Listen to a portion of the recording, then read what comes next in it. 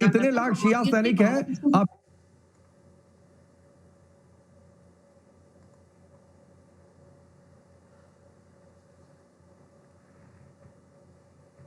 महीना पहले ना, चंद माह पहले, पिछले साल के सितंबर अक्टूबर में आपके जो महीना पहले ना, चंद माह पहले, पिछले साल के सितंबर अक्टूबर में आपके जो है आर्मी चीफ ने, उन सब ने कहा था पाकिस्तान को उड़ा देंगे, गायब कर देंगे। वो तो ऑफिशियल था ना, दे वर इन यूनिफॉर्म। तो जब आपके यूनिफॉर्म वाले हमें कह सकते हैं कि हम आपको खत्म कर देंगे, पाकिस्तान दुनिया पे ही नजर नहीं आएगा।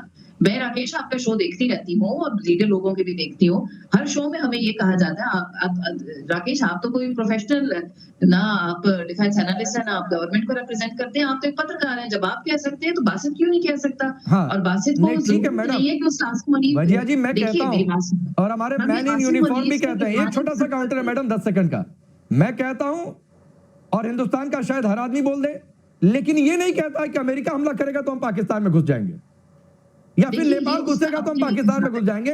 हम ये कहते हैं कि आतंकी भेजोगे, गोली का जवाब गोले से देंगे।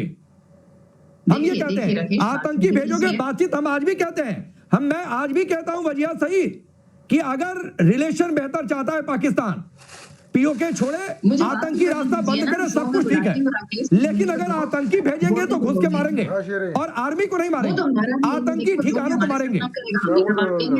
हमने चूड़ियां तो नहीं पहनी, हमने एटम बम क्यों बनाया हुआ है? आपने भी इसलिए बनाया है जलाने के लिए, हमने भी इसलिए बनाया चलाने के लिए, मिसाइल भी इसलिए बना रहे हैं, इतने अरबों डॉलर खर्च रहे हैं, दोनों मुल्क तो किस लिए कर रहे हैं? सिर्फ इनको सजावट तो नहीं करनी है ना, कभी ना कभी तो काम आएंगी ना ये चीजें। जैसे कि ईरान के ऊपर अब काम आ रही है, और जो है इसराइल और अमेरिका ने हमला किया तो ईरान अब जवाब दे रहा है। आप क्या सोचते हैं कि पाकिस्तान को ईरान साबित होगा या पाकिस्तान कुछ और होगा? पाकिस्तान ने बहुत लंबी प्लानिंग कर रखी है, ये आप लोग भी जानते हैं। मतलब मैडम आपकी इतनी लंबी प्लानिंग नहीं है कि अमेरिका हमला करे तो अमेरिका को जवाब दे पाए। आपकी इतनी प्लानिंग नहीं है तो कम से कम अपना मखौल दुनिया में मत उड़ाइए। डिफेंस एनालिस्ट काहे की बात की है? जब आप जो है, मैं आरजू से एक टिप्पणी ले लेता हूँ, फिर मैं आता हूँ माथुर सर। आरजू जी मेरी अमेरिका हमला करेगा तो भारत पर हमला करेंगे, ये तो आपके यहाँ की डिफेंस एनालिस्ट कह रही है। फिर कह रही है कि हमने परमाणु बम सजाने के लिए थोड़े नहीं रखा है, तो भारत के पास तो न्यूक्लियर ट्रायड है, कहाँ से जाएगा पता नहीं चलेगा। बात तो यही है, असल जो इशू है वो यही है उनकी बात के अंदर, बासित साहब की। और that is targeting India, not USA. तो ये चीज आप समझिए कि पाकिस्तान के पास ऐसा कोई मिसाइल नहीं जो अमेरिका तक मार कर सके।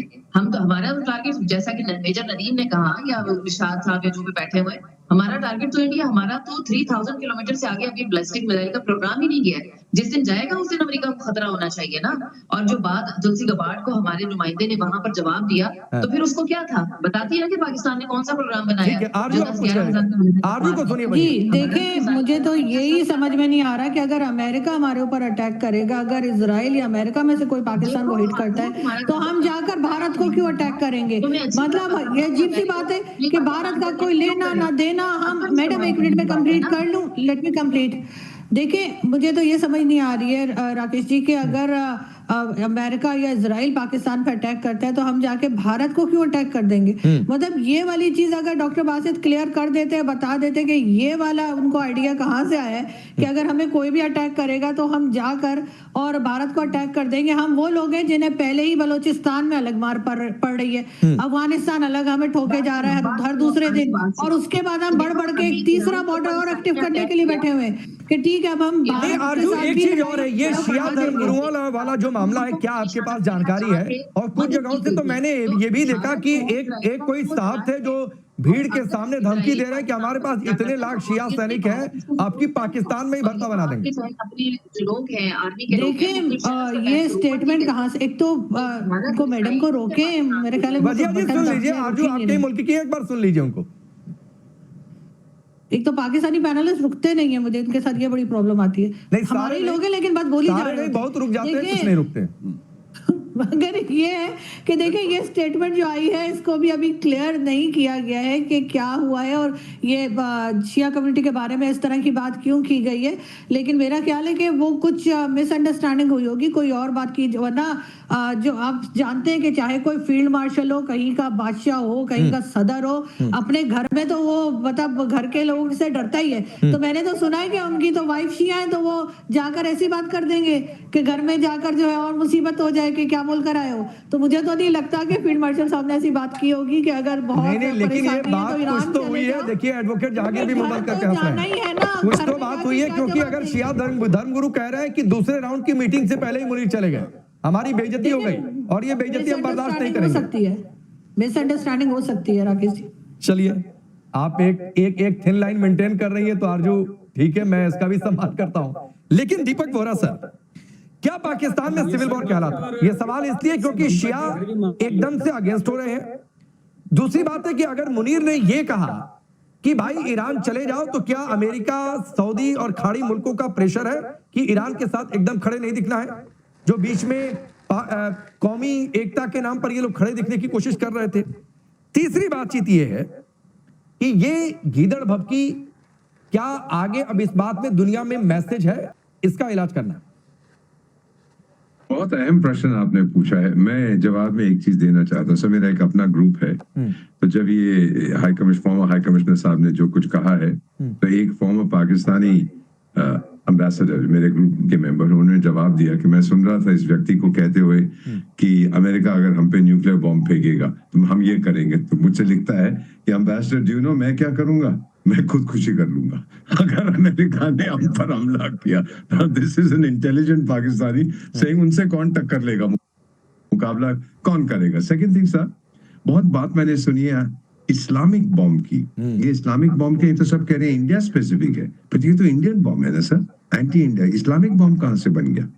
मेरा ख्याल ये क्लियर नहीं है अपने माइंड में ये किस टाइप का बॉम्ब है।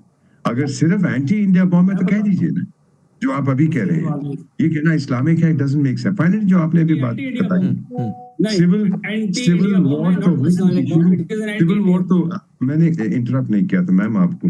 सिविल वॉर तो शुरू हो चुकी है सर, उस तरफ से अफगानिस्तान ठोक रहा है, खैबर पख्तूनख्वा में आप जानते हैं बलू, सब कुछ भारत की गलती है। फिर बोलेंगे ये देखना, ये जो साहब बैठे हैं सब भारत कर रहा है, भारत कर रहा है। ठीक, अज्ञात लोग के लीडर्स को जो है आतंकी मार रहे हैं, सब भारत कर रहा है। ठीक है, मेजर नदीम कुछ कह रहे हैं, 30 सेकंड बोलिए मेजर नदीम, 30 सेकंड। देखिए, हमने तो अभी जो है ना, मैं अभी जाके तो बताऊंगा कि जी ये दीपक वोरा साहब का घर और ये जो हमारे माथुर साहब के घर को मार्क कर ले, उसमें भी प्लस का निशान बना दे, ग्राउंड जीरो का चीज ऐड वहां पे लिख देंगे इंशाल्लाह, बेफिक्र रहे। देखिए ये जो बात कर रहे हैं ये झूठे, पहली बात मेजर बॉम्ब नदीम, नहीं है, कम से कम ये चीप सिर्फ हरकतें और बंद सिर्फ करिए भाई। एंटी इंडिया बॉम्ब है, एंटी इंडिया बॉम्ब है। कि दीपक वोरा सर और मासूद सर के घर पर प्लस का निशान बना देंगे। आपके पूरे मुल्क पर प्लस का रेड मार्क बना हुआ है। जी जी जी, बेफिक्र रहे। पूरे मुल्क पर रेड मार्क लगा दिया है अब्दुल बासित और मुनीर ने। नहीं आपकी खोपड़ी में समझ आ रहा है, मैं क्या करूं भाई। Mathur sir your last comment. Rakesh, ये हताशा है, ये खौफ है, ये खुदकुशी कर लूंगा, खुदकुशी नहीं, खुदकुशी करवाएंगे, खुदकुशी करवाएंगे इन लोगों से। ठीक है सर, ठीक है, सबने देखिए, लोगों से खुदकुशी करवाएंगे, सबने देखिए और धमकी दीजिए। पाकिस्तान हताशा में आदमी यही करता है और फिर वही नतीजा निकलता है जो वोरा सर ने कहा कि जाकर कहीं खुदकुशी ही करता है। वो खुदकुशी ही होती है। आप करिएगा मुंबई दिल्ली में, वो खुदकुशी ही होगी आपके लिए, और वो खुदकुशी ऐसी होगी कि भूगोल खत्म हो जाएगा आपका। मासूद सर लास्ट कमेंट, समय नहीं है, 30 सेकंड। और हाँ, बस मैं यही कह रहा हूं कि जितने भी स्टेटमेंट नदीम ने दिए हैं वो तमाम उनकी आतंकवादी मानसिकता और सोच को दिखाते हैं। और हर बार उन्होंने ये कहा है कि हम इसको मार देंगे, और डायरेक्टली इन्होंने पिन पॉइंटेड, मतलब ही इज गेटिंग पर्सनल। ये बिल्कुल हताशा और खौफ का द्योतक है। राकेश, मैं आपको एक बात बिल्कुल साफ बता सकता हूं कि ये जो स्टेटमेंट आया है, ये इस स्टेटमेंट में असीम मुनीर की पूरी स्वीकृति है। और ये असीम मुनीर नहीं, स्वीकृति तो है, और इसलिए कि वरिया सईद ने जो कहा, मेजर नदीम ने जो कहा, कम से कम इरशाद और जहांगीर उस लाइन पर नहीं गए, लेकिन इन्होंने जो दो लोगों ने कहा जो डिफेंस से जुड़े हुए हैं, वो ये साबित कर रहे हैं। और इसीलिए मैं कह रहा हूं मेजर नदीम, ये सुसाइड नोट है आपके अपने लोगों द्वारा अपने मुल्क के लिए। याद रखिएगा मेरी बात। वक्त इतना ही।